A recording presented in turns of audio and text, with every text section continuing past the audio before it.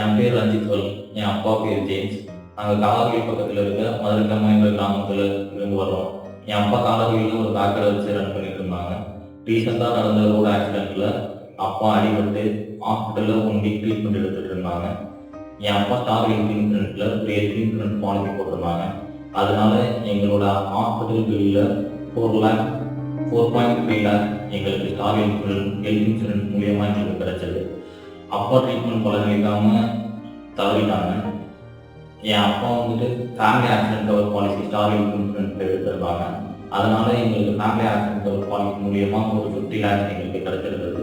டோட்டலாக star health insurance மூலியமாக எங்களுக்கு 54,30,000 கிடைச்சது. இந்த அமௌண்ட் எங்களுக்கு ரொம்பவுமே ஹெல்ப்ஃபுல்லாகவும் மீன்ஃபுல்லாகவும் இருந்தது.